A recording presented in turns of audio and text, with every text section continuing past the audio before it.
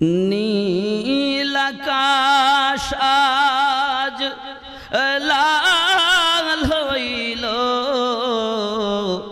যেন রক্তেরি বরণ।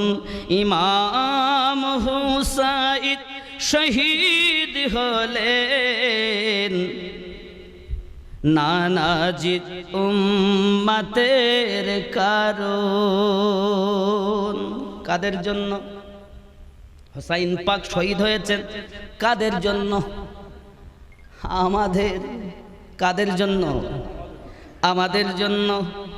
আমার বন্ধু খুব খেয়াল, খুব খেয়াল।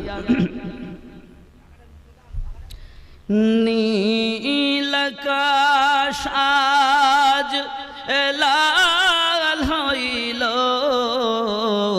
যেন রক্তেরি বরণ। ইমাম হুসাইন শহীদ হলেন, নানাজির উম্মতের কারণ। 150 খান চিঠি দিয়া ওগো কুফায় ডাকি ধোকা দিয়া। 150 খান চিঠি দিয়া কুফায় ডাকি ধোকা দিয়া।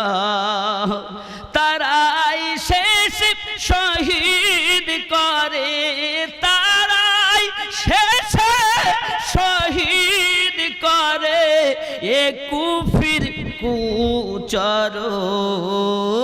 নীল আকাশ আজ লাল হইল, যেন রক্তেরি বরণ। আহা কারবালার ওই মরুর পরে ইমাম হোসাইন লড়াই করে। কারবালার ওই মরুর পরে ইমাম হোসেন লড়াই করে।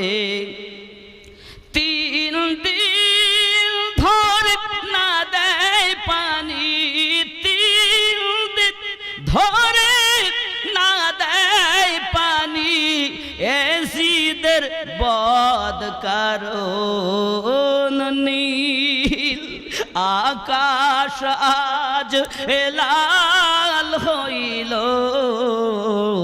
যেন রক্তেরি বরণ। জালে মেহরা ঘিরে ঘিরে তীর মারিল ইমামেরে। জালে মেরা ঘিরে ঘিরে ওগো তীর মারিল ইমামেরে। ইমাম হোসেন কাতর হালে, ইমাম হোসেন কাতর হালে আল্লাহকে করে স্মরণ। নীল আকাশ আজ লাল হইল, যেন রক্তেরি বরণ। ফেরেশতারা আসিয়া বলে ইমাম হোসেনের 2 কদম তলে। ফেরেশতারা আসিয়া বলে ইমাম হোসেনের 2 কদম তলে। একটু হুকুম পেলে পরে, একটু হুকুম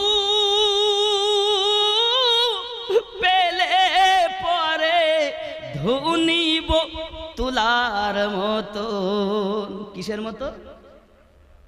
তুলার মতো। তুলা ধুনাই করে।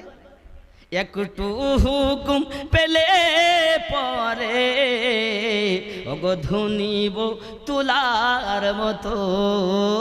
নীল আকাশ আজ লাল হইল, যেন রক্তেরি বরণ। সুবহানাল্লাহ।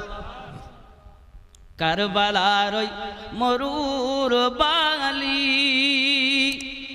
রক্ত লাল হলো লালি কারবালার মরু বালি রক্ত লাল হলো লালি কি শোনাবো শিব তার সন্দময় কি শোনাবো শিব তার কাওয়ালি হৃদয় ফেটে হয় চূরণ নীল আকাশ আজ লাল হইল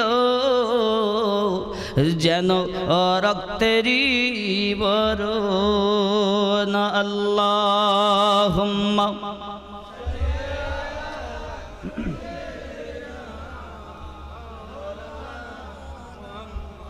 وعلى آل سيدنا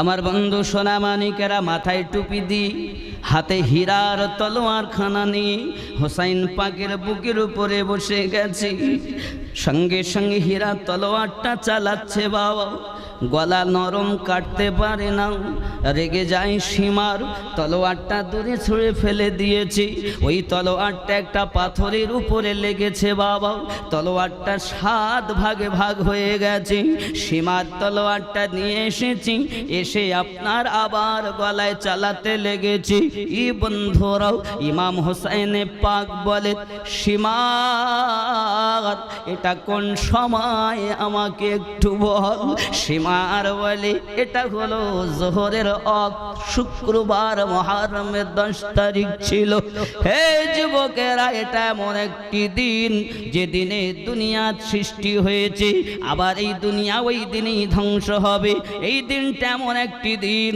যেদিন আদম পয়গম্বরের তওবা কবুল হয়েছে এই দিনটা এমন একটি দিন আমাদের জাতির পিতা ইব্রাহিম খলিলুল্লাহ আগুন থেকে নিজাত পেয়েছেন এই দিনটি এমন একটি দিন ইউনুস পয়গম্বর মাছের পেট থেকে নিজাত পেয়েছে বাবা বড় মূল্যবান আনন্দের খবর এই দিনে হয়েছে বাবা এই দিন দুনিয়া সৃষ্টি আবার ওই দিন দুনিয়া ধ্বংস হয়ে যাবে হযরত ইমাম হোসেন পাক বলেন সীমার এইটু আমার সময় দে একটু সরে যাও আমার বুকের ওপর থেকে উঠে যাও আমার বুকের ওপর থেকে সরে যাও আমি একটু 2 রাকাত নামাজ আদায় করে দেই ওরে সীমার রে তুই যদি হাজার চেষ্টা করিস আমার গলাটা তুই কাটতে পারবি না কারণ তুই জেনেলে কারণ তুই শুনেলে যে গলায় তুই হীরার তলোয়ার চালাস ওই গলাতে আমার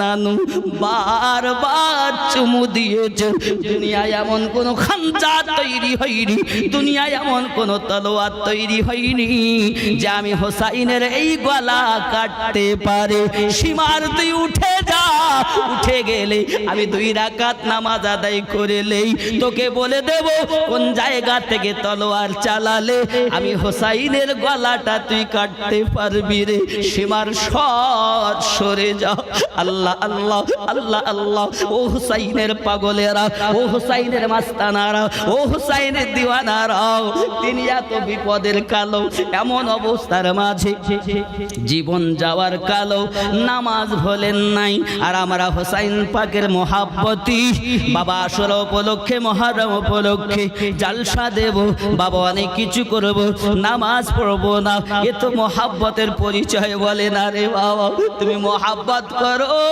সঙ্গে আল্লাহর ইবাদত করো লা ইলাহা